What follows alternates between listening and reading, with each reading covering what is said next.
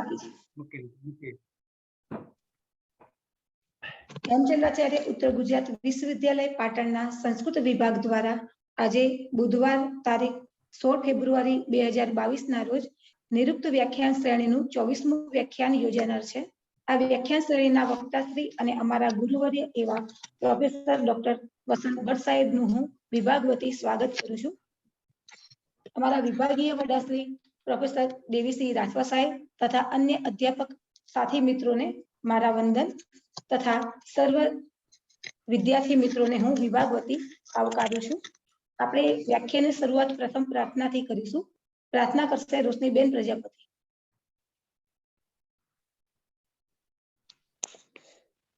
નમો નમઃ સર્વેભ્ય।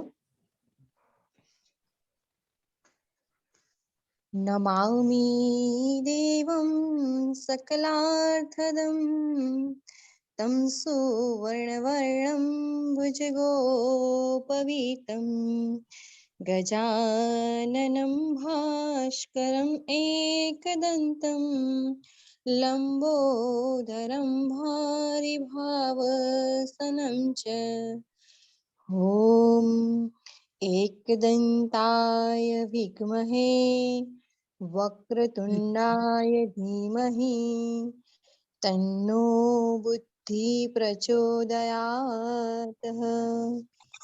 ओम अस्तु। આભાર રોશનીબેન। આપણે અગાઉના વ્યાખ્યાનમાં નિરુક્તના દૈવતકાંડ નામના 7મા અધ્યાયમાં નિરૂપિત વેદ મંત્રોના 3 પ્રકાર જોયા, જેમાં ઉદાહરણથી સાહેબે આપણને જે સમજાવ્યું એના આધારે ખ્યાલ આવ્યો કે વેદ મંત્રોમાં વિષય વસ્તુમાં કેવી વિભિન્નતા છે। હવે તો ભટ્ટ સાહેબને આગળ વિનંતી કરીએ કે સાહેબ આપણને એમના જ્ઞાનથી લાભાન્વિત કરે। ભટ્ટ સાહેબ। ધન્યવાદ વૈશાલીબેન। આજે આપણે ચોથા પેરેગ્રાફથી લેવાનું છે। વૈશાલીબેને હમણાં જણાવ્યું એમ કે વેદ મંત્રોમાં કેવા કેવા વિષયો આવેલા છે અને વેદ મંત્રોના કેટલા પ્રકાર છે એ વિષયની ચર્ચા અત્યાર સુધી કરી। હવે આગળ એક વાક્ય જે કહીને બેઠા છે એના એક વિકલ્પે પ્રતિપક્ષમાં શું સ્થિતિ થાય। આગળ આપણને કીધું હતું કે મંત્રનો દેવતા કોને કેવી રીતે જાણો, તો ત્યાં આગળ આપણને જણાવ્યું હતું યદ્દૈવત યત્કામઃ ઋષિ યસ્યામ દેવતાયામ આર્થપત્યમિચ્છન સ્તુતિમ પ્રયુંક્તે સ તદ્દૈવતઃ મંત્રો ભવતિ। ઋષિ જે વસ્તુની કામનાથી જે દેવતાની સ્તુતિ કરે એ દેવતા વાળો તે મંત્ર છે એમ જાણવું। પણ એનો પ્રતિપક્ષ આ ચોથા પેરેગ્રાફમાં મૂક્યો છે કે ભાઈ મંત્રમાં દેવતાનું નામ લખ્યું હોય તો ખબર પડે કે આ દેવતા પાસે આ ઋષિ આ માંગી રહ્યા છે। પણ ઘણા બધા મંત્રો એવા જોવા મળે છે વેદમાં કે જેમાં કોઈ પણ દેવતાનું પ્રગટપણે નામ ન લખેલું હોય, સર્વનામ હોય। તે દેવ અમને આમ આપે, તે દેવ આમ કરે, તો તે એટલે કોણ? તો જ્યાં સર્વનામથી ઉલ્લેખ થયો હોય, દેવતાનું સ્પેસિફિક નામ ના આપ્યું કે અગ્નિની આ પ્રાર્થના છે, વરુણની છે, ઇન્દ્રની છે કે વિશ્વદેવાની છે, ત્યાં શું કરીશું? ત્યાં કેવી રીતે મંત્રોનો દેવતા કોણ છે કેવી રીતે જાણીશું? એને માટેની આ લાઈન લખી છે। તદ્યે અનાદિષ્ટ દેવતાઃ મંત્રાઃ તેષુ દેવતો ઉપપરીક્ષા। જેમાં કોઈ દેવતાનો આદેશ નથી કર્યો અર્થાત નિર્દેશ નથી કર્યો તે મંત્રો કેવા કેવા? અનાદિષ્ટ દેવતાઃ મંત્રાઃ। જેમાં કોઈ દેવતાનો આદેશ નથી કર્યો અર્થાત દેવતાના નામનો સ્પષ્ટ ઉલ્લેખ નથી કર્યો એવા મંત્રોની અંદર દેવતાની ઉપપરીક્ષા કરીશું। એ મંત્રને જરા નજીક જઈને ધ્યાનથી તપાસીશું આપણે। યદ્દૈવતસ્ય યજ્ઞો વા યજ્ઞાંગમ વા તદ્દૈવતાઃ ભવન્તિ। એનો જવાબ એમણે આપ્યો યદ્દૈવતસ્ય યજ્ઞો। એક પણ દેવતાનું જેમાં નામ નથી લખ્યું એવો મંત્ર જે દેવતાના યજ્ઞમાં પ્રયોજાય. જ્યારે યજ્ઞનો આરંભ કરીએ ત્યારે આપણે જાણતા હોઈએ કે આપણે આજે વિષ્ણુ યાગ કરી રહ્યા છીએ. તો જે દેવતાને પ્રસન્ન કરવા માટે યજ્ઞ ક્રિયા આરંભી હોય એ યજ્ઞનો જે દેવતા તે આ અનાદિષ્ટ દેવતા વાળા મંત્રનો દેવતા. તમે જે દેવતાની પૂજન વિધિ કરવા, જે દેવતાને આહુતિ આપવા યજ્ઞ માંડ્યો હોય એ દેવતા આ મંત્રનો ગણી લેવાનો. અથવા યજ્ઞનો કે યજ્ઞાંગનો, હવે યજ્ઞના અંગ રૂપે કોઈ નાની પીછી વિધિ કરવામાં આવે. દાખલા તરીકે તમે જ્યોતિષ્ટોમ યજ્ઞ કરો છો, તો જ્યોતિષ્ટોમ યજ્ઞ કરો છો એ અગ્નિનો યજ્ઞ છે, પણ એના અંતર્ગત યજ્ઞના અંગ રૂપે એ યજ્ઞ શરૂ કરતા પહેલા તમે કોઈ પ્રાયશ્ચિત વિધિ કરશો, તો એ પ્રાયશ્ચિત વિધિ એ યજ્ઞનું અંગ થયું. તો એ પ્રજાપતિને ઉદ્દેશીને તમે પ્રાયશ્ચિત કરતા હો તો એ યજ્ઞના અંગનો જે દેવતા હોય તે દેવતા વાળો એ મંત્ર જાણવો. યદ્દૈવતસ્સ યજ્ઞો વા યજ્ઞાંગમ વા તદ્દૈવતાઃ ભવન્તિ. આ વાક્યનો આવો અર્થ થાય. અથ અન્યત્ર યજ્ઞાત, પણ પ્રતિપક્ષ પાછો જોઈએ જ. પણ માની લો કે યજ્ઞમાં નથી વાપરો, હું જપ કરવા બેઠો, નહીં ધોઈને ભગવાનનું પ્રાતઃ કાળે મારે જપ સ્મરણ કરવું, માળા લઈને બેઠો, તો એવે વખતે યજ્ઞ સિવાયનો સંદર્ભ હોય ને એ અનાદિષ્ટ દેવતા વાળો મંત્ર કયા દેવતાને ખુશ કરવા વાપરી શકું હું? કે પ્રાજાપત્યાહ ઇતિ યાજ્ઞિકાહ, યાજ્ઞિક પરંપરાનું અર્થઘટન કરનારા અર્થાત પૂર્વ મીમાંસકો. પૂર્વમીમાંસા એટલે યજ્ઞ યાગાદિ, યજ્ઞનો ક્રિયાકાંડ. અને એના વિરોધમાં શંકરાચાર્ય ઉત્તર મીમાંસા શરૂ કરેલી કે ભાઈ ક્રિયાકાંડથી યજ્ઞ યાગાદિથી મોક્ષની વાત ભૂલી જાઓ. સીધી ઉત્તર મીમાંસા, પૂર્વ મીમાંસા એટલે યજ્ઞ યાગાદિ. તો અને એને માટે જ અહીંયા યાસ્કે શબ્દો, આ બધું તો શંકરાચાર્ય વગેરે બધા પાછળથી આવ્યા દાર્શનિકો. યાસ્ક તો ઘણા બધા વહેલા છે એમનાથી. એટલે યાસ્કે એ વ્યક્તિઓને એટલે કે પૂર્વમીમાંસકોને યાજ્ઞિકોના નામે ઓળખાવે છે. પૂર્વમીમાંસા એવું નામ યાસ્કના સમયમાં પ્રચલનમાં પણ નહોતું, એ બધી પછી વાત આવેલી છે. તો યાજ્ઞિકાઃ કિમ મન્યન્તે, યાજ્ઞિકો શું માને છે એ યજ્ઞ સિવાયના સંદર્ભમાં, જેમ કે મેં કીધું જપાદી કર્મ કરવા બેઠા છીએ આપણે, તો તેવી વખતે તે અનાદિષ્ટ દેવતા વાળો મંત્ર, જે મંત્રમાં કોઈ દેવતાનું નામ જ નથી લખ્યું અને એ મંત્ર દ્વારા તમે જપ કરો છો, તો યાજ્ઞિકો કહે છે કે એ વખતે એ મંત્ર પ્રજાપતિ દેવતાને ઉદ્દેશીને બોલાઈ રહ્યો છે એમ માનવામાં આવશે. પ્રાજાપત્યાહ તે મંત્રાહ ઇતિ યાજ્ઞિકાહ. યાજ્ઞિક લોકોનું મંતવ્ય એવું છે કે આવા યજ્ઞ સિવાયના સંદર્ભમાં વપરાતો એ મંત્ર પ્રજાપતિને ખુશ કરનારો સાબિત થશે. એટલે એ મંત્રો કેવા કહેવાય? પ્રાજાપત્યાહ, પ્રજાપતિ દેવતા માટેના તદ્ધિત રૂપ બનાવ્યું છે પ્રાજાપત્યાહ મંત્રાહ. પણ આ તો યાજ્ઞિકોનો મત છે. યાસ્ક પોતે તો નૈરુક્ત પરંપરાના છે. નૈરુક્ત પરંપરાનો અર્થ મેં કીધો તો પ્રિતેશભાઈએ પૂછ્યું ત્યારે કે નેચરલિસ્ટિક સ્કૂલ ઓફ વૈદિક ઇન્ટરપ્રિટેશન. નિરુક્ત એટલે કુદરત પરખ વેદ મંત્રોને અર્થઘટન કરવું, કુદરત, નિસર્ગ. તો નારાશંસાહ ઇતિ નૈરુક્તા, આવા અનાદિષ્ટ દેવતા વાળા જે મંત્રો હોય છે એ નિરુક્તકારોની દૃષ્ટિએ કોની ખુશામત કરી આપે છે, કોની સ્તુતિ કરી આપે છે? તો નારાશંસોની. નારાશંસ કોણ? તો એ અગ્નિ અથવા વિષ્ણુ. નારાશંસ શબ્દનો અર્થ શું થાય છે? અગ્નિ દેવતા. નરો વડે જેની પ્રશંસા થાય છે તે નારાશંસાહ. અથવા એનો બીજો વિકલ્પ વિષ્ણુ દેવતા પણ લેવામાં આવે છે. એ બધાનું બહુ ડિટેલમાં નિરૂપણ દુર્ગાચાર્ય નીચે કરેલું છે. એમાં અત્યારે નહીં જોતા, હું કહું છું તમે જોજો નિરાંતે. તો નારાશંસાહ ઇતિ નૈરુક્તા, નિરુક્ત પરંપરાનું મંતવ્ય છે કે નારાશંસના મંત્રો ગણાશે. અપીવા, હજી ત્રીજો વિકલ્પ, અપીવા સા કામદેવતા સ્યાત, એ મંત્ર એ રુચા ઈચ્છા અનુસાર કોઈ પણ દેવને તમે ખુશ કરવા વાપરી શકો છો. કોઈ એવો જડ મત લઈને બેસી નથી રહેતા, કાં તો પ્રજાપતિની સ્તુતિ થાય છે એમ માનો, કાં તો અગ્નિ દેવતાની, અથવા તમારે જે દેવને રાજી કરવા એ મંત્ર વાપરવો એને માટે વાપરો. અનાદિષ્ટ દેવતા વાળો મંત્ર ઈચ્છા અનુસાર બીજા કોઈ પણ દેવ, હનુમાનજીને ઉપાસવા માટે વાપરી શકાય એમ એનો અર્થ. કામ દેવતા સ્યાત પ્રાયો દેવતા વા, હજી ચોથો વિકલ્પ, અથવા કે છે કે ઘણા બધા દેવોની એક સાથે સ્તુતિ કરી આ. અસ્તિ આચારો બહુલમ લોકે, કેમ કે આ પ્રકારનો વ્યવહાર લોકમાં જોવા મળે છે.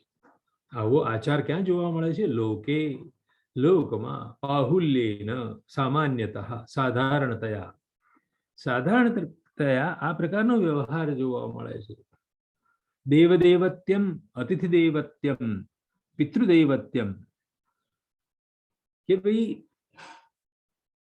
આવો જે અનાદિષ્ટ દેવતા વાળો મંત્ર હોય એ અતિથિ દેવતા, પિતૃદેવતા, ઘણા બધા દેવતાઓ, તો દેવદેવત્યમ, ઘણા બધા દેવોને એક સાથે સ્તુતિ કરનારો છે, એવો પણ મત ઉભો થઈ શકે.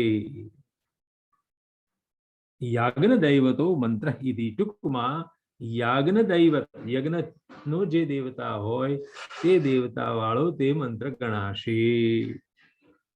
આ રીતે એમણે બે ત્રણ વિકલ્પો મૂક્યા, કોઈ પોતાનો મતાગ્રહમાં દાખવ્યો નથી, જેમાં કોઈ મંત્રમાં કોઈ દેવતાનું પ્રગટપણે નામ જ ના હોય, તો એ મંત્રથી કોઈ પણ દેવતાની તમે, કોઈ પણ તમારા ઈષ્ટ દેવતાની તમે સ્તુતિ કરી શકો છો. અથવા કોઈ પણ દેવતાના યજ્ઞમાં ક્યાંય પણ તમે યજ્ઞમાં, મુખ્ય યજ્ઞમાં કે યજ્ઞના અંગરૂપ કોઈ વિધિ હોય, પ્રાયશ્ચિત વિધિ હોય કે કોઈ બી વિધિ હોય, એને માટે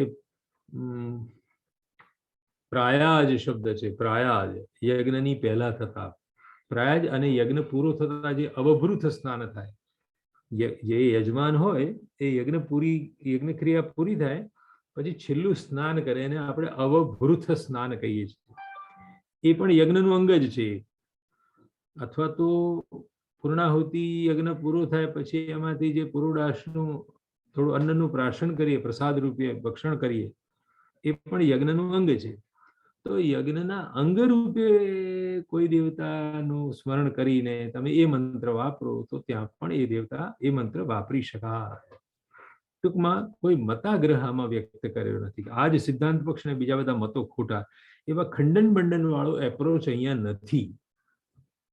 અનાદિષ્ટ દેવતા વાળો મંત્રો અનેક દેવતાનો બની શકે છે એમ. Okay, 5મો paragraph.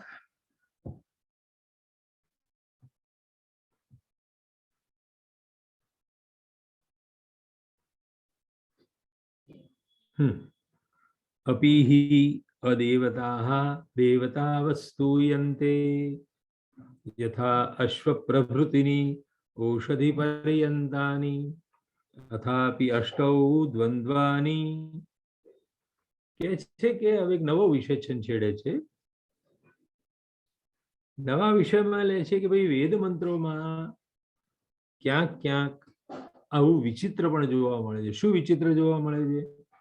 કે અદેવતાઓની પણ દેવતાવત સ્તુતિ થાય છે. અદેવતા દેવતાવત સ્તુયંતે, જે દેવતા ગણાય જ નહીં એવાઓને પણ દેવતા માનીને સ્તુતિ કરી છે.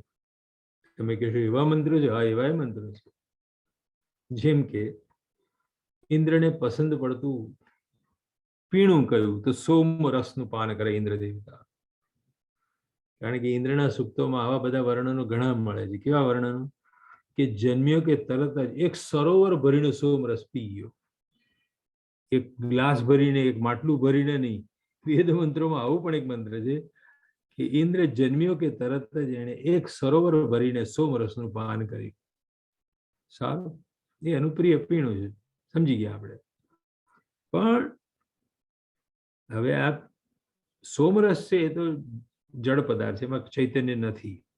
તો એની પણ સ્તુતિ થાય ત્યાં સુધી વાંધો નહીં, કારણ કે ઇન્દ્રનું પ્રિય પીણું. પણ એ સોમરસ કાઢવા માટેનો જે પથ્થરો હોય ને, એ વનસ્પતિને કૂટવા માટેનો, લસોટવા માટેનો, ગ્રાવા જેને વેદમાં કીધો છે. ગ્રાવા એટલે પથ્થર, ખલદસ્તાનો પથ્થર. તો સોમલતાને નીચોવવા માટે, કૂટવા માટે જે પથ્થર વપરાય એ તો સ્પષ્ટપણે જળ પદાર્થ છે, એ દેવતા પણ નથી. તોય વેદ મંત્રોમાં એવા સોમરસ નીચોવનારા પથ્થરની પણ દેવતા માનીને એની સ્તુતિ કરી છે. એનું શું કરવાનું કે છે, એને માટે આ ચર્ચા ઉપાડી છે કે સોમ કાઢવા માટેનો જે પથ્થરો એને પણ દેવતા માની, દેવતાવત, દેવતા નથી પણ દેવતાની જેમ, વત પ્રત્યે ની જેમ અર્થ આપે છે. દેવતાવત સ્તુયંતે કે પદાર્થા અદેવતા, જે દેવતા નથી, સ્પષ્ટપણે પૃથ્વીલોકના પાર્થિવ જગતના જળ પદાર્થો છે. એ જળ પદાર્થોને પણ વેદમાં ક્યાંક ક્યાંક દેવતાની જેમ સ્તવ્યા છે. તો શું સમજવું અમારે? યથા, ફોર એક્ઝામ્પલ, દાખલા તરીકે અશ્વ પ્રભૃતિની ઔષધિ પર્યંતાની ઘોડાઓની સ્તુતિ મળે છે. ત્યાંથી માંડીને વનસ્પતિઓની, મેં કીધું સોમલતા, એની પણ સ્તુતિ મળે. અને આના બધાના શબ્દો નિઘંટુની અંદર આપેલા છે પાછા વિસ્તારથી. નિઘંટુ 5.3.1 થી માંડીને 22 સુધીના શબ્દો તમે જુઓ. 5મા અધ્યાયના 3જા પાદની અંદર 1 થી 22 શબ્દો જે આપેલા છે બધા કેવા છે? તો અશ્વથી માંડીને ઔષધિ સુધીના નામો એમાં લખેલા છે. અને એમાં પાછા બીજા 8 નામો એવા વિચિત્ર છે. અષ્ટૌ અથાપી અષ્ટૌ દ્વંદ્વાની, એમાં 8 નામ એ જોડકાના વાચક છે. વેદની અંદર કેટલાક દેવતાઓ તો જોડકા રૂપે સ્તવાય જ છે. બબ્બેની પેરમાં એમની સ્તુતિ થતી હોય છે. જેમ કે અશ્વિનવ, એ નિત્ય દ્વિવચનાંત શબ્દ છે, હંમેશા દ્વિવચનમાં જ વપરાય. અશ્વિનવ એટલે 2 ઘોડાઓ અથવા 2 ઘોડા ઉપર બેઠેલા દેવતાઓ. અશ્વિનવ, એનું એક વચનમાં એ રૂપ નથી ચાલતું, બહુવચનમાં નથી ચાલતું. એ જોડકું જ છે, પેરમાં જ ચાલે છે હંમેશા. એવા વેદની અંદર 8 જોડકાઓ છે. આખા વેદનું એનાલિસિસ કરી અને એ 8 જોડકાઓને જુદા તારવ્યા છે. એમાં એક ઉલુખલ મુસલે છે, ખાયણી અને પરઈ.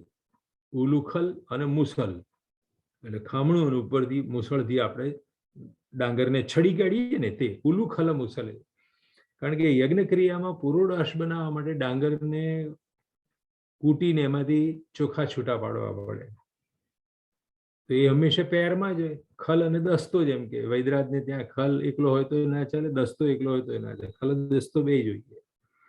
એમ ખાયણી અને પરઈ. તો ઉલ્લુ ખલ મુસલે, એની પણ દેવતા તરીકે સ્તુતિ કરી છે. હવિર્ધાને દ્યાવા પૃથ્વી વિપાક્ષુદ્રવ, 2 નદીઓનો સંગમ. 3:33 નંબરનું સૂક્ત, વિશ્વામિત્ર નદી સંવાદ સૂક્ત. એમાં એક વિપાટ નદી છે અને બીજી શુતુદ્રી છે, જેને આજકાલ સતલજ નદી આપણે કહીએ છીએ. અને આ વિપાટ એ આજકાલની વ્યાસ નદી, બિયાસ, પંજાબના લોકો એને બિયાસ કહે છે, પણ એ ખરેખર વ્યાસ. એ વ્યાસ નદીના કિનારા ઉપર રાષ્ટ્રીય સંસ્કૃત સંસ્થાનું મોટું એક પરિસર પણ છે. પણ એ વિપાટ શુતુદ્રી પણ કપલમાં, જોડકામાં વપરાતા નામો છે. હવે નદી પણ કેવી રીતે દેવતા કહેવાય? એવી જ રીતે એક આર્તની શબ્દ છે, શુના શિરવ છે, દેવી જોષ્ટ્રી છે, દેવી ઉર્જાહુતિ છે. આવા કુલ 8 નામો જોડકા તરીકે નિઘંટુમાં ઉલ્લેખાયા છે. એ પણ બધા જળ પદાર્થો છે. તો શું એને દેવતા ગણવાના? દેવતાની જેમ એની સ્તુતિ કરવી યોગ્ય છે? આવો પ્રશ્ન પૂર્વ પક્ષીના મનમાં રમી રહ્યો છે. એનું સમાધાન કરવા માટે આ ચર્ચા છે. અપિહિ અદેવતા દેવતાવત સ્તુયન્તે યથા અશ્વ પ્રભૃતિની ઔષધિ પર્યંતાની અથાપી અને વળી અષ્ટૌ દ્વંદ્વાની, 8 જોડકાઓ પણ છે. ભાઈ એનો જવાબ આપતા કહે છે, સનમન્યેત આગંતુન ઇવ અર્થાન દેવતાના. આ દેવતાઓની જોડે સંકળાયેલા પદાર્થો છે. અર્થ એટલે પદાર્થ, વસ્તુઓ, પ્રાણીઓ, વ્યક્તિઓ. તો દેવતાનામ અર્થાન આગંતુન ઇવ ન મન્યેત, એ આગંતુક પદાર્થો છે એમ ના માનશો. અહીં આગંતુન શબ્દ વાપર્યો દ્વિતીય વિભક્તિ બહુવચનમાં. આગંતુક એટલે શું? તો આવનારા, આવનારા હોય, જનારા હોય.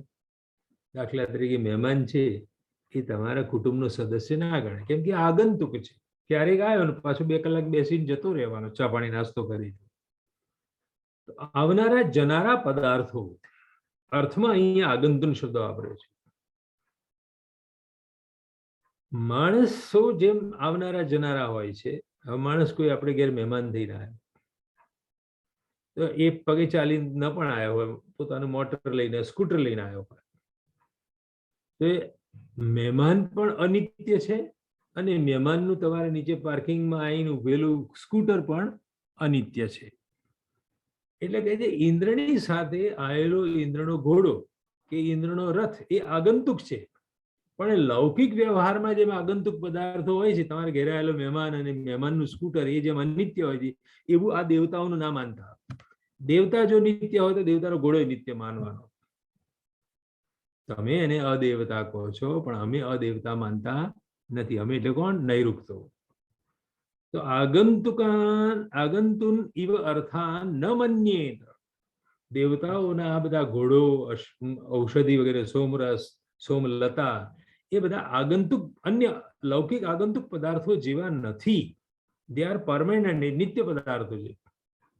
સોમરસ કાઢવા માટેનો પથરો એ પણ નિત્ય છે, માટે એની સ્તુતિ કરવી પડે. અને કહે છે કે આ હું મારા ઘરની વાત નથી કહેતો, પ્રત્યક્ષ દૃશ્યમે તદ્ભવતી. આ વાત પ્રત્યક્ષ છે. જો સમજી શકતા હો તો ઇટ ઇઝ વેરી ક્લિયર. આમાં બહુ ડિટેલમાં ઊંડા ઉતરવું પડે તો સમજાયું નથી. કે કેમ કે મહાભાગ્યાત દેવતાયાહ એકઃ આત્મા બહુધા સ્તુયતે. દેવતાઓનું એ મહાભાગ્ય છે. મહાભાગ્ય એટલે નસીબ એવો અર્થ નથી લેવાનો અહીંયા. સંસ્કૃત ભાષામાં ભગ શબ્દ છે. ભગ ઐશ્વર્ય, તેની પાસે ઘણું ઐશ્વર્ય હોય, સત્તા હોય, દિવ્ય રૂપ હોય, દિવ્ય શક્તિઓ જેની પાસે હોય. એ ભગ હોય એ વ્યક્તિને આપણે ભાગ્યવાળી કહીએ છીએ, ભાગ્યશાળી કહીએ છીએ. જેને સુખ જ સુખ હોય, જેનામાં ઐશ્વર્ય હોય, સત્તા હોય, ઊંચું સ્થાન હોય જેનામાં. તો આપણા લૌકિક વ્યક્તિઓના ભાગ્ય કરતા તો દેવતાઓનું તો મહાભાગ્ય હોય છે. અર્થાત દેવતાઓમાં તો મહા ઐશ્વર્ય હોય છે, સર્વશક્તિમાન હોય છે, દુનિયા આખી આગી પાછી કરી શકે એવા હોય છે દેવતાઓ. તો એ મહાભાગ્યવાળા દેવતાઓના એ સાધનો છે. ઘોડો આવ્યો હોય ઇન્દ્રનો, ઇન્દ્રની સાથે ઇન્દ્ર રથ લઈને આવ્યો હોય, તો એ આગંતુક પદાર્થો નહીં ગણવાના, અનિત્ય પદાર્થ નહીં ગણવાના. કેમ કે દેવતા પોતે મહા ઐશ્વર્ય વાળો છે, મહાભાગ્ય વાળો છે. એટલે એ ઇન્દ્રનું જ એક અંગ છે એમ માનીને એકઃ આત્મા બહુધા સ્તુયતે. ઋગ્વેદના મંત્રોમાં એકમ સદ વિપ્રા બહુધા વદંતી. વિપ્રોએ, બુદ્ધિશાળી વ્યક્તિઓએ એક જ સત્યને, સત્ય તો એક જ હોય, આખા બ્રહ્માંડમાં સત્ય હંમેશા એક જ હોય છે. એ એક સત્યને બહુધા, અનેક પ્રકારે વર્ણવે છે. એકમ સદ વિપ્રા બહુધા વદંતી. વાત એકની એક હોય પણ અનેક નામે સ્તવાય. અર્થાત ઇન્દ્ર શબ્દ થી ઇન્દ્ર તો સ્તવાય, પણ એનો જે ઘોડો હોય હરિ, ઇન્દ્રના ઘોડાનું નામ છે હરિ, એ હરિ પણ ઇન્દ્રના આત્માનો જ અંશ છે. ઇન્દ્રનો આત્માનો અંશ છે. આત્મા બહુધા સ્તુયતે, એટલે ઇન્દ્રની સ્તુતિ કરવાની ભેગા ભેગી ઇન્દ્રના ઘોડાની પણ જે સ્તુતિ થાય છે, તો એ બેની વચ્ચે તમને ભેદ દેખાય છે, બાકી ખરેખર વાસ્તવિક ભેદ હોતો નથી. એ એનું એક્સટેન્ડેડ રૂપ છે. એક્સટેન્શન તો સમજો જ છો તમે બધા. ઇન્દ્રનું ઇન્દ્રત્વ એના ઘોડામાં, એના રથ સુધી વિસ્તરેલું હોય છે, માટે એની પણ દેવતા તરીકે સ્તુતિ કરવામાં કોઈ વાંધો નથી. એકઃ આત્મા બહુધા સ્તુયતે તેનો અર્થ આવો થાય છે. એનો ફરી પ્રપંચ કરે છે, આગળ વિસ્તાર કરે છે. એકસ્ય આત્મનઃ અન્યે દેવાઃ પ્રત્યંગાની ભવંતી. એક જ આત્માના, આત્મ તત્વ અહીંયા વેદાંતિઓના પરબ્રહ્મ સ્વરૂપો છે. આ પરબ્રહ્મના જ પ્રત્યંગ રૂપે બધા દેવો છે. મૂળ તો બ્રહ્મ તત્વ જ છે. એ બ્રહ્મ તત્વ જ ક્યારેક ઇન્દ્ર બને છે, ક્યારેક અગ્નિ બને છે, ક્યારેક વરુણ બને છે. તો એકસ્ય આત્મના એકસ્ય બ્રહ્મણઃ, એક જ જે બ્રહ્મ તત્વ છે એના અંગ પ્રત્યંગ રૂપે અન્ય દેવાહ ભવંતિ. એના જ અંગ પ્રત્યંગ રૂપે, એના વિવિધ સ્વરૂપે એ બધા દેવો પ્રગટેલા છે. અર્થાત આ બધા દેવોમાં ઉડાણમાં જઈને જો તપાસો તો એક જ આત્મા વસે છે. એક જ બ્રહ્મ તત્વ બધે વિલસી રહ્યું છે. એ એક બ્રહ્મ તત્વ અનેક દેવતા રૂપે સ્તવાય છે. કોઈ ભેદ જોશો નહીં. એકસ્ય આત્મનઃ અન્યે દેવાઃ પ્રત્યંગાની ભવંતી. અપિ ચ અને વળી સત્વાનામ પ્રકૃતિ ભૂમિભીઃ ઋષયઃ સ્તુવંતિ ઇતિ આહુઃ. આવું કીધું પણ છે કે ઇતિ આહુઃ. આવું કહેવાયું છે. શું કહેવાયું છે? આહ, આહતુઃ, આહુઃ એવા રૂપો થાય છે. વચ ધાતુ ના પરોક્ષ ભૂતકાળમાં સ્થાનિવદ આદેશોથી આહ રૂપ બની આહ, આહતુ, આહુઃ એવા જેમ બભૂવ, બભૂવતુઃ, બભૂવુઃ રૂપ થાય ને, એમ વચ ધાતુમાંથી આહ, આહતુઃ, આહુઃ ત્રીજો પુરુષ બહુવચન રૂપ છે. કેચન જનાઃ એવમ આહુઃ, કેટલાકે આહું કહ્યું છે. રાઠવા સાહેબ, એક મારી વ્યક્તિગત માન્યતા અહીં કહેવાનું મન થાય છે તમને. પાણીની વ્યાકરણ મુજબ આહ, આહતુ, આહુઃ એ પરોક્ષ ભૂતકાળના રૂપ છે, લીટ લકારના રૂપો છે. પણ આ લીટ લકારના જે રૂપો છે આ જગ્યાએ આહ, આહતુ, આહુઃ, એ આપણા શાસ્ત્ર ગ્રંથોમાં ક્યાં કેવી રીતે વપરાય છે? એ પરમેનન્ટ સત્ય જ્યાં બતાવવું ને ત્યાં વપરાય છે. અલંકારિકોએ આવું કહ્યું છે એટલે ભૂતકાળમાં કીધું તો આજે ખોટું જેવું નહીં લેવાનું. It is true for all time. એમણે કહેલી વાત સદાકાળ માટે સાચી છે એવું જ્યારે કેવું હોય, કહી છે વાત ભૂતકાળમાં પણ એ હજી ચાલુ છે, એ વાત સાચી છે હજી પણ, એવો સંદર્ભ હોય ને ત્યાં આ આહ, આહતુ, આહુઃ રૂપ વપરાય છે. આ એનું પ્રેગ્મેટિક્સ કીધું મેં. આવી બધી વાતો વ્યાકરણના કોઈ પુસ્તકમાં મળશે નહીં તમને. મારું રીડિંગ છે, મારું ઓબ્ઝર્વેશન છે કે પાણીની તંત્ર મુજબ તો એ પરોક્ષ ભૂતકાળના લીટ લકારના પ્રત્યય નલ અતુસ ઉસ, થલ અથુસ ઉસ, નલ વમાહ સૂત્રથી થતા આ રૂપો છે. આહ, આહતુ, આહુઃ. એટલે કહેવાનું તો બંધ પરોક્ષ ભૂતકાળ, પણ એ સેન્સ કઈ આપે છે પણ વિચારવું જોઈએ. તો એ અર્થ આપે છે સનાતન સત્ય કહેવું હોય ત્યારે વપરાતા રૂપો છે. ભૂત ભવિષ્ય વર્તમાનમાં જે સત્ય હોય ત્યાં આ રૂપો વપરાય છે. આટલું વિષયાંતર પણ પ્રાસંગિક હતું એટલે કીધું. સંસ્કૃતના કોઈ પણ વિદ્યાર્થીએ, કોઈ પણ અધ્યાપકે આ વાત જાણવી જોઈએ કે આપણા શાસ્ત્ર ગ્રંથોમાં આહ, આહતુ, આહુઃ રૂપો ક્યાં વપરાય છે. કહેવા પૂરતા જ પરોક્ષ ભૂતકાળના રૂપો, બાકી એ સનાતન સત્ય વાળું વાક્ય કેવું હોય ત્યાં વપરાય છે. ઓકે, સત્વા ક્યાં હતું? અપિચ સત્વાનામ પ્રકૃતિ ભૂમિભીઃ ઋષયઃ સ્તુવંતિ ઇતિ આહુઃ. આમ કહેવાયું છે કે જે સત્વ હોય છે, પ્રાણી હોય છે, એ પ્રકૃતિ ભૂમિભીઃ ઋષયઃ સ્તુવંતિ. સત્વનું પદાર્થનું જે મૂળ રૂપ હોય છે, દાખલા તરીકે ઘોડો છે તો ઘોડાનું મૂળ રૂપ તો આત્મતત્વ જ છે. એને ઋષિઓ સ્તવે છે. ઋષયઃ સ્તુવંતિ. ઋષયઃ કમ સ્તુવંતિ? ઋષિઓ કોની સ્તુતિ કરે છે? તો એ જે સત્વોનું મૂળ પ્રકૃતિભૂત તત્વ હોય છે. બાહ્ય દેહને કાઢી નાખો તો દેહની અંદર વસ્તુ જે આત્મા, દેહની અંદર વસ્તુ જે ચૈતન્ય હોય છે, જેને પરબ્રહ્મ આપણે કહીએ છીએ, એની જ આ ઋષિઓ સ્તુતિ કરે છે. તમે લૌકિક દૃષ્ટિવાળા માણસો હો, પામર મનુષ્યો, તમને લાગે કે આ ઋષિ મુનિઓ મૂર્ખા છે. સોમલતા કૂટવા માટેના પથ્થરને દેવતા તરીકે કેમ સ્તુતિ કરે છે આ લોકો?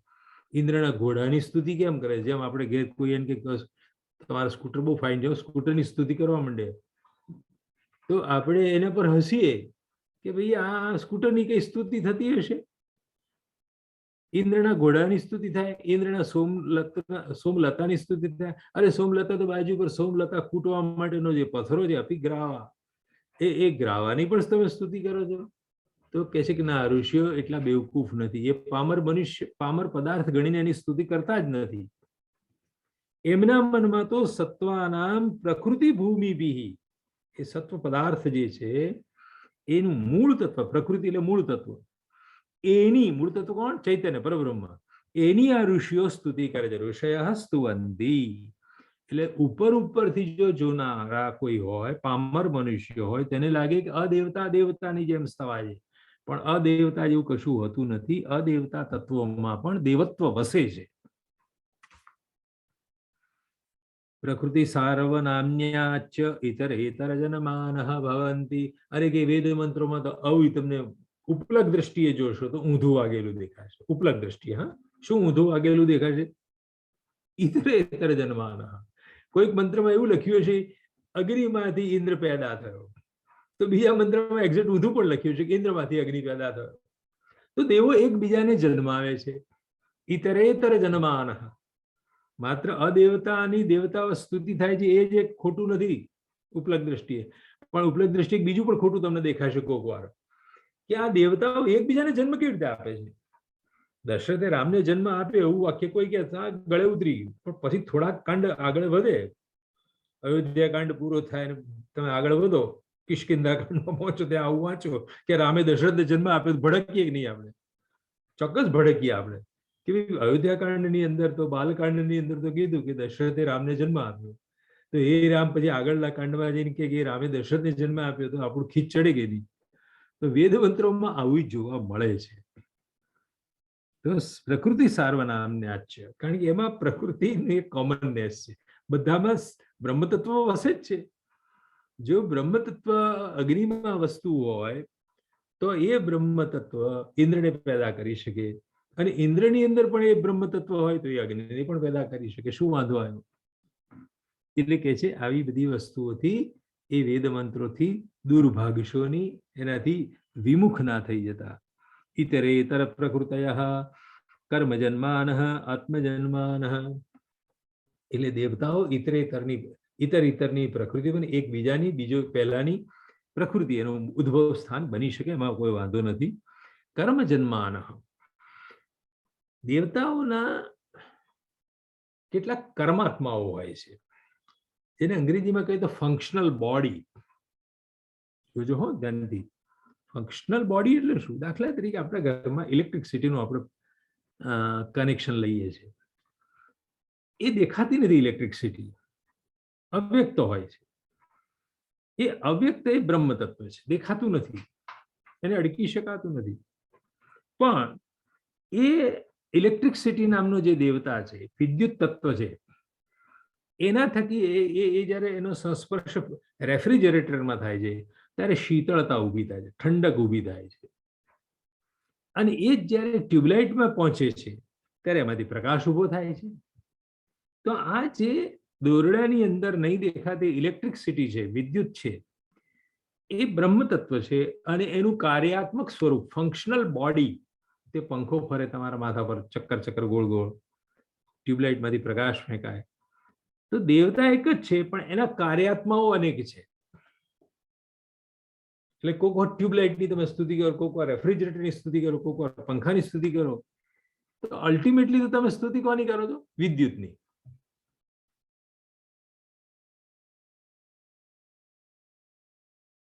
એટલે વેદ મંત્રોમાં જ્યાં જ્યાં તમને તમારી પામર બુદ્ધિથી, ઉપલક દૃષ્ટિથી કંઈક વિચિત્રતા દેખાય તો ગભરી ના જશો, કે જેને સૂક્ષ્મતાથી સમજવા કોશિશ કરો.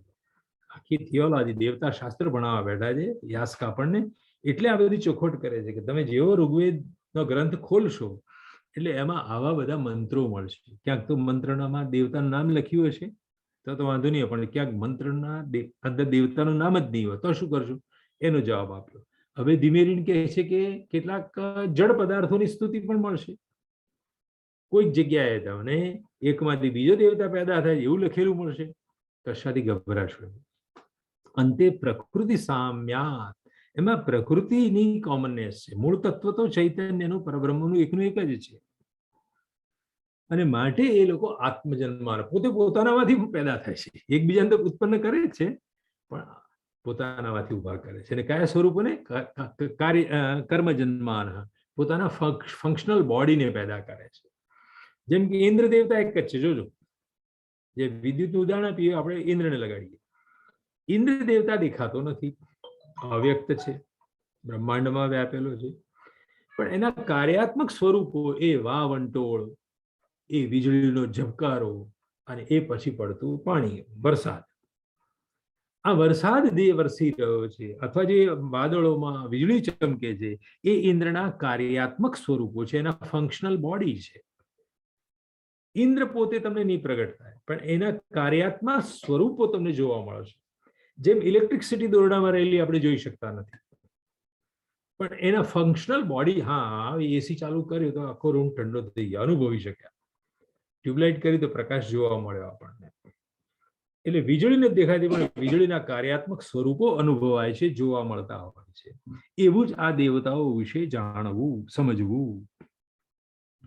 એ વાત જો એને આગળ ફરી ઓર વિસ્તાર કરીને સમજાવી. આત્મા એવ એશામ રથો ભવતી. આત્મા જ, ઇન્દ્રનો આત્મા જ એનો રથ બન્યો છે. પછી રથની સ્તુતિકરણ શું વાંધો તમને કહે છે? આત્મા એવ એશામ રથો ભવતી. આત્મા અશ્વઃ, આત્મા આયુધમ, આત્મા ઈશવઃ, આત્મા સર્વમ દેવસ્ય દેવસ્ય. આ ઇન્દ્રનો આત્મા જ એનો રથ બનીને ઉભો છે. આ ઇન્દ્રનો આત્મા જ એનો ઘોડો બનીને ઉભો છે. આ ઇન્દ્રનો આત્મા જ એનો વજ્ર આયુધ બનીને ઊભું છે. આ બધા એના ફંક્શનલ બોડી છે, કાર્યાત્મક સ્વરૂપો છે. એટલે એ ગદાની, ઇન્દ્રની ગદા કે ઇન્દ્રનું વજ્ર આયુધ, એની સ્તુતિ કરવામાં વાંધો નહીં. ઇન્દ્રના બાણની સ્તુતિ કરવામાં વાંધો નહીં. આત્મા ઈશવ, ઈશુ એટલે બાણ, એનું પ્રથમ બહુવચન રૂપ છે ઈશવ. ભાનુહુ ભાનુ ભાનવહની જેમ ઈશુહુ ઈશુ ઈશવઃ. ઈશુ એટલે બાણ. તો ઇન્દ્રનો આત્મા જ ઇન્દ્રનો બાણ બનીને ઉભો છે. માટે એ જડ લાગતું બાણ, એ બાણની પણ આપણે સ્તુતિ કરવી પડે એવું ઋષિઓ જુએ છે. કારણ કે ઋષિઓના મનમાં તો સ્પષ્ટ જ છે કે સત્વાનામ પ્રકૃતિ ભૂમિ. આ બધા જુદા જુદા પદાર્થો જે છે, રથ હોય, આયુધ હોય કે બાણ હોય, એ બધાની મૂળ પ્રકૃતિ તો ઇન્દ્રત્વ છે. ઇન્દ્રત્વ, ઇન્દ્રનું દેવત્વ અંદર પડેલું છે. માટે જો દેવત્વ અંદર પડેલું હોય તો એની દેવતાવત સ્તુતિ કરવામાં કોઈ વાંધો નથી. ઇન્દ્ર અશ્વઃ, આત્મા આયુધમ, આત્મા ઈશવઃ, આત્મા સર્વમ દેવસ્ય દેવસ્ય. આ બધા દેવતાઓનો આત્મા જ બધે વિલસી રહ્યો છે. માટે એ સૌની જડ ચેતન બધા પદાર્થોની સ્તુતિ કરવામાં કોઈ વાંધો નથી. ઓકે, આગળ વધીશું. પેરેગ્રાફ 6.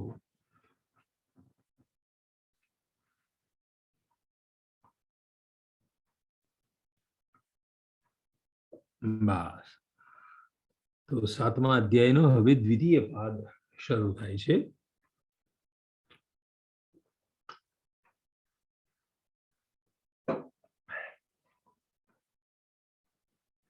તિસ્રઃ એવ દેવતાઃ ઇતિ નૈરુક્તાઃ. હવે ઋગ્વેદની અંદર એક બહુ જ મોટો પ્રશ્ન એ છે, કેટલા દેવતાઓ છે? How many deities are there? મેકડોનલ્ડનું તમે વૈદિક માઇથોલોજી નામનો ગ્રંથ જુઓ, કેટલા બધા દેવતાઓના નામો મળે તમને અંદર. 100-150 નામો મળે, 100-150 નામોની એન્ટ્રી મળે. એવી જ રીતે મેકડોનલ્ડનું બીજું પુસ્તક છે વૈદિક ઇન્ડેક્સ. હિન્દી અનુવાદમાં પણ એનું એ જ નામ રાખ્યું છે મેં. તો બૃહદ દેવતા તમે જુઓ, વૈદિક ઇન્ડેક્સ જુઓ કે વૈદિક માઇથોલોજી જુઓ, એ બધામાં અનેક દેવતાઓ મળે. તો ઋગ્વેદમાં કેટલા દેવતાઓ છે એવો પ્રશ્ન ઉભો થાય.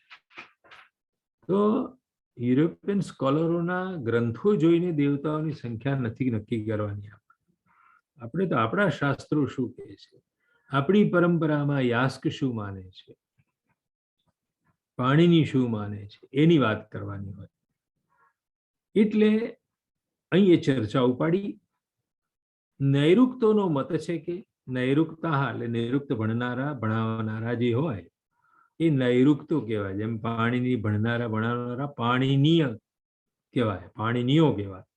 વ્યાકરણ ભણનારા વૈયાકરણો કહેવાય, ન્યાય ભણનારા નૈયાયિકો કહેવાય. એમ નિરુક્ત ભણનારા કોણ કહેવાય? નૈરુક્તો. તો નૈરુક્તોનું શું મંતવ્ય છે? તો કે છે 3 જ દેવતા છે. આમાં એવ મૂક્યો છે. સંસ્કૃત શાસ્ત્રની અંદર એવકાર ભણિત વાક્ય બોલાય. એવકાર ભણિત વાક્ય, જેમાં એવકાર બોલવામાં આવ્યો છે. તો એવકાર ભણિત જે વાક્ય હોય, ગુજરાતીમાં જેનો આપણે અનુવાદ જ થી કરીએ છીએ, 3 જ દેવતા છે. 3 જ. આ જ છે ને જે એવ, એ અન્ય સંખ્યાની વ્યાવૃત્તિ કરે છે, નિવૃત્તિ કરે છે, ગેટ આઉટ. 1 પણ નહીં, 2 પણ નહીં, 4 નહીં, 5 નહીં, 3 જ. એવકાર ઘટિત જે વાક્ય હોય, એવકાર ઘટિત અથવા તો એવકાર ભણિત જે વાક્ય હોય, એ નિર્ધારણ સૂચવે છે. નિર્ધારણ કરવું એટલે ચોકસાઈ કરવી, નક્કી કરવું. 2 પણ નહીં, 4 પણ નહીં, 3 જ. તો એવકારનો અર્થ સમજજો બરાબર. હવે નૈરુક્ત હોય તો સ્પષ્ટપણે આવું કહી દીધું, 3 જ. બાપરે, આટલા બધા દેવો દેખાય છે ઋગ્વેદમાં, તમે 3 એવો નિર્ણય ક્યાંથી તાર્યો? આવો સીધો પ્રશ્ન આપણે પૂછીએ કે અમને તો ભાઈ વરુણ, વિશ્વદેવા, બૃહસ્પતિ કઈક દેવો દેખાય છે ઋગ્વેદની અંદર. એટલે તમને અનેક દેખાઈ જ રહ્યા છે, માટે જે બધાને તમારા મગજમાંથી ભૂસી કાઢવા માટે યાસ્કે એવકાર ઘટિત વાક્ય લખ્યું છે. 3 જ. ધ્યાન રાખજો, દેખાય ઘણા બધા, તો 3 જ સમજજો. વાહ, કેવી રીતે આ ભાઈ સાબિત કરશે 3 જ દેવતાઓ છે? તો એને લખ્યું આગળ, અગ્નિ પૃથ્વી સ્થાન, વાયુર્વા ઇન્દ્રો વા અંતરિક્ષ સ્થાન, સૂર્યોદ્યુ સ્થાન. એણે બ્રહ્માંડના શું કર્યું ખબર પડી તમને? બ્રહ્માંડના 3 ભાગલા કરી દીધા. માની લો તમારા હાથમાં ફૂટબોલ આપ્યો છે, ગોળો, એને તમે 3 ભાગમાં વહેંચી કાઢો ને, ઉપર નીચે, ઉત્તર ધ્રુવ અને દક્ષિણ ધ્રુવ, પણ પછી કર્ક ધ્રુવ અને બીજો કયો થાય? મકર. એક મકર વૃત્ત અને કર્ક વૃત્ત કરો તો પૃથ્વીના ગોળાના જેમ 3 ભાગે થાય ને, એમ આ યાસ્કે જો આજથી 2800 વર્ષ પહેલા, ઈસુસન પૂર્વે 8મી સદીમાં આ માણસ લખે છે કે 3 જ દેવતા, અને 3 દેવતા નક્કી કરી આપવા માટે એણે બ્રહ્માંડના 3 સેક્શન પાડી દીધા. જેમ મકાનના 3 માળ હોય ને, એમ એને 3 ભાગ પાડ્યા. કે એક તો સૌથી નીચેનો, જેની ઉપર આપણે બધા રહીએ છીએ, એ પૃથ્વી સ્થાનનો દેવતા કોણ? તો કે અગ્નિ. આ એક જ દેવ એવો છે જે માણસોની જોડે રહે છે. ધ્યાનથી સાંભળજો આ વાક્ય. આ એક દેવ એવો છે કે જે માણસોની વચ્ચે રહે છે, પૃથ્વીલોકમાં રહે છે. અગ્નિ પૃથ્વી સ્થાન, પ્રગટ દેવતા છે. ભગવાન નથી એવું કહેતા પહેલા 100 વાર વિચાર કરવો કે આપણી જોડે રહેનારો એક દેવતા છે. આ ના હોય તો આપણું ડગલું ના ચાલે. તો એક તો પ્રગટ દેવતા અગ્નિ દેવતા છે આપણી વચ્ચે, પૃથ્વીલોકનો એ દેવતા છે. પછી બ્રહ્માંડનું બીજું વચ્ચેનું સેક્શન એ અંતરિક્ષ સ્થાને છે. અંતરિક્ષ સ્થાનનો દેવતા કોણ? તો ત્યાં યાસ્કે પાછી ગડબડ કરી. વાયુર્વા ઇન્દ્રો વા, વાયુ અથવા ઇન્દ્ર, વા મૂક્યો, અથવા અર્થવાળો વા, વિકલ્પવાચક વા મૂક્યો. તો વિકલ્પવાચક વા મૂક્યો, અને કોઈક વૈયાકરણ તો કે વા એ ચ અર્થમાં વપરાય છે, અને અર્થમાં, સમુચ્ચય અર્થમાં. તો 4 દેવતા થઈ ગયા, વાયુ અને ઇન્દ્ર, એવો પણ અર્થ થાય આ વાક્યનો. વાયુ અને ઇન્દ્ર દેવતા કયા સ્થાનના દેવતા છે? અંતરિક્ષ સ્થાનના. તો એક અગ્નિ, બીજો વાયુ, ત્રીજો ઇન્દ્ર અને ચોથો સૂર્ય. પાછળ સૂર્ય ક્યાંનો છે? તો સૂર્યોદ્યુ સ્થાન, છેક ઉપરનો, ટોપ લેવલનો, જેને આપણે સ્વર્ગલોક કહીએ છીએ. એને વૈદિક માઇથોલોજી મુજબ દ્યુલોક નામ આપવામાં આવ્યું છે. દ્યુલોક, દ્યુ શબ્દનું સપ્તમી એકવચન થાય દિવી. એ દિવીમાંથી દિવ્ય શબ્દ આવ્યો છે. સારું, તો પૃથ્વી સ્થાનનો તમારા મારા વચ્ચે જોડે રહેનારો દેવતા એ અગ્નિ દેવતા. મધ્યલોકનો એટલે કે અંતરિક્ષ લોકનો દેવતા કાં તો વાયુ કાં તો ઇન્દ્ર. આ વિકલ્પનો અર્થ આપણે કરીએ છીએ 2 મિનિટમાં. વાયુ અથવા ઇન્દ્ર. સારું. અને એની પણ ઉપર અંતરિક્ષ લોકની પણ ઉપર જે એક ત્રીજું લોક રહેલું છે, જેને આપણે ત્રિભુવન કહીએ છીએ ને, ભુવનના 3 ભાગ. તો એ ત્રિભુવનમાં સૌથી ઉપરનું જે ભુવન છે એ દ્યુલોક છે, દ્યુસ્થાન છે.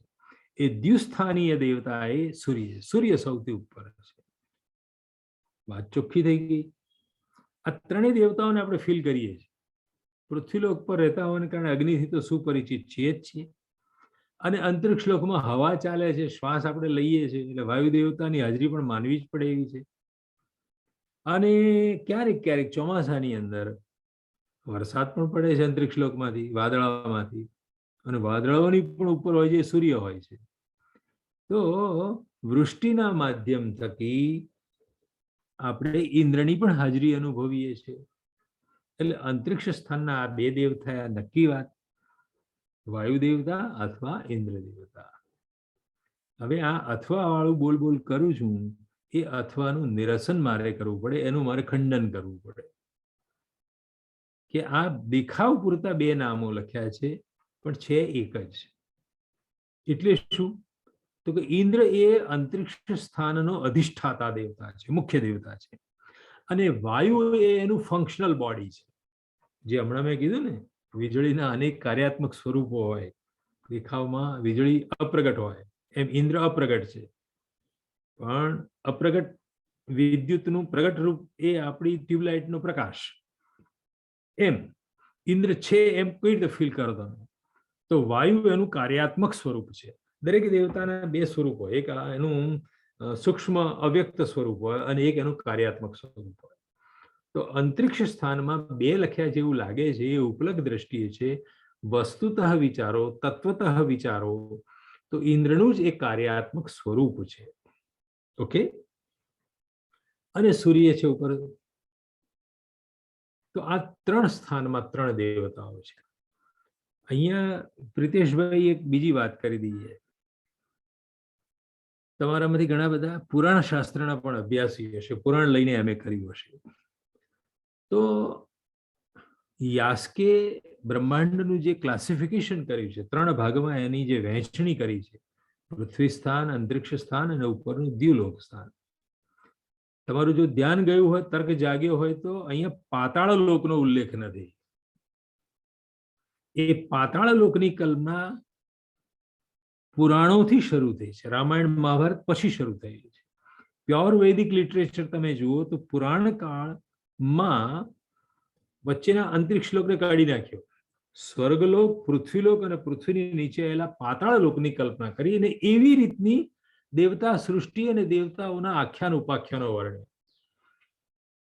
અને એટલે જ વામન અવતાર લઈને શ્રીમદ ભાગવત પુરાણમાં વિષ્ણુના અવતાર સ્વરૂપ વામન ભગવાને 3.5 ડગલા જમીન માગીને એ 3 ડગલામાં પૃથ્વી ને ઉપર બધું માપી લીધું.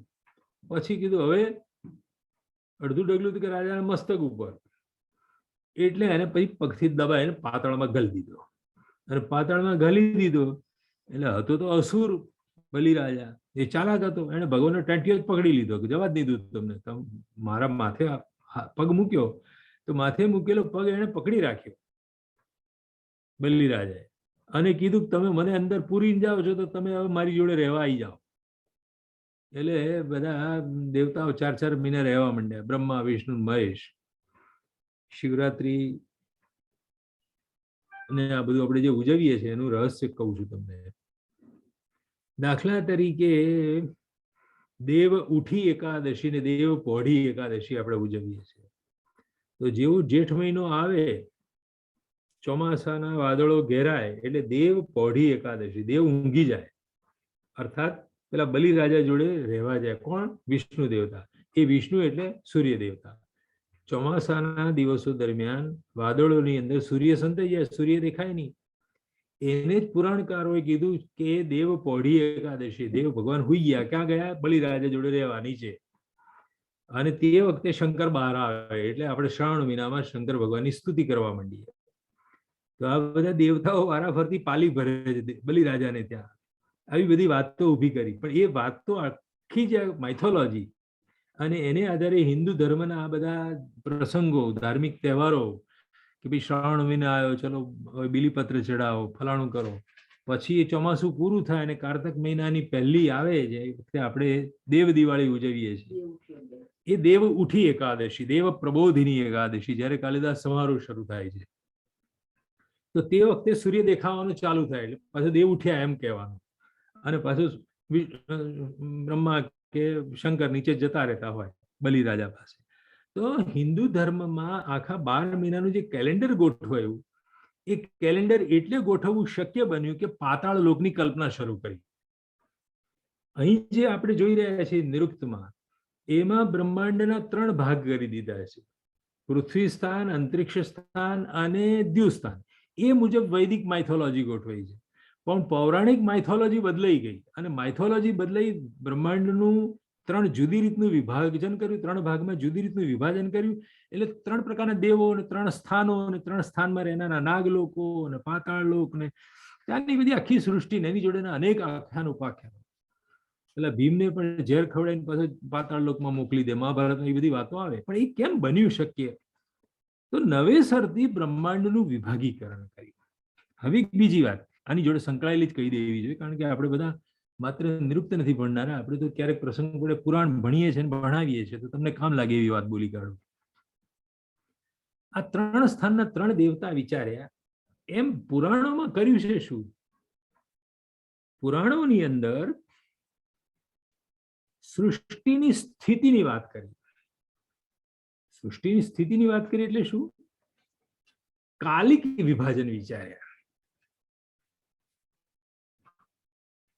એટલે કે ઉત્પત્તિ, આ બ્રહ્માંડની ઉત્પત્તિ, એનો અધિષ્ઠાતા દેવ વિચાર્યો. અહીં સ્થાનનો દેવતા છે, જો નિરુક્તમાં પૃથ્વી સ્થાનનો દેવતા અગ્નિ કીધો છે, પેલામાં ઉત્પત્તિની સ્થિતિ, ઉત્પત્તિની મોમેન્ટ, એનો દેવતા એ બ્રહ્મા. પછી મેન્ટેનન્સ, જે જીવ સૃષ્ટિ ઉભી કરી એને ખાવા પીવાનું પૂરું પાડવું પડે, એટલે એમ ઉત્પત્તિનું કામ બ્રહ્માનું, અને સ્થિતિ એટલે મેન્ટેનન્સ, ચલાવવું, પરિસ્થિતિ ચાલુ રાખવી, એ વિષ્ણુ ભગવાનને સોંપ્યું. અને પછી સંહારનું કામ એ શંકરને સોંપ્યું. તો બ્રહ્માંડના જે 3 સ્વરૂપો, ઉત્પત્તિ કાળ, વર્તમાન પ્રવર્તમાન સ્થિતિ, મેન્ટેનન્સની સ્થિતિ, અને ક્યારેક જરૂર પડે એનો પ્રલય કરવાનો છે. તો 3 સ્થિતિ વિચારી. ઉત્પત્તિ, સ્થિતિ અને લય એ પુરાણોની અંદર મળે છે, એ વેદમાં નથી મળતું. વેદમાં બ્રહ્માંડના 3 વિભાજન, 3 વિભાજન મુજબ 3 દેવતાઓની કલ્પના, પણ એ આખી જ બ્રહ્માંડની માઇથોલોજી, મિથક શાસ્ત્ર જેને કહીએ, અથવા તો પુરાકલ્પન, પ્રાચીન કાળની આ કલ્પનાઓ છે બધી, આ પુરાકલ્પન પુરાણ કાળમાં બદલાઈ ગયું. પુરાણ કાળમાં સ્વર્ગ, પૃથ્વી અને પાતાળ 3 લોકની કલ્પના આવી. 3 લોકનો એક એક અધિષ્ઠાતા દેવ એવું નથી પુરાણમાં, પણ એ બ્રહ્માંડને ચલાવવા માટેનો, ઉત્પન્ન કરવા માટેની, મેન્ટેન કરવા માટેની, ને છેલ્લો એનો પ્રલય કરવા માટેના એક એક ગવર્નિંગ ડેટી વિચાર્યા. એ બધાનું શાસન કરનારા દેવતાઓ વિચાર્યા કે પ્રલયનું કામ કોણ કરશે? તો રુદ્ર દેવતા શંકર ભગવાન કરશે. મેન્ટેનન્સ કોણ પૂરું પાડશે? તો કે વિષ્ણુ ભગવાન. અને સૃષ્ટિ ઉત્પન્ન કોણ કરશે પ્રલય પછી? તો કે બ્રહ્માજી ઉત્પન્ન કરશે. આવી રીતે વૈદિક માઇથોલોજી થી પૌરાણિક માઇથોલોજી જુદી પડી જાય છે. આ બહુ જ મહત્વનો મુદ્દો છે, ને એ જોશો તો તમને પુરાણ ભણવાની ઓર મજા આવશે. ઓકે, અહીં આજે અટકીએ છીએ, સમય થયો છે, એટલે કાલ પાછી આ વાતને આગળ વધારીશું. આપ સૌનો આભાર. કોઈને કઈ પ્રશ્ન હોય તો પૂછી શકે. હા,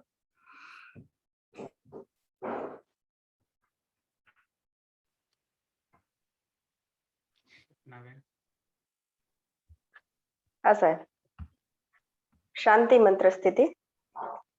सर्वे भवन्तु सुखिनः, सर्वे सन्तु निरामयाः, सर्वे भद्राणि पश्यन्तु, मा कश्चित् दुःखभाग् भवेत्।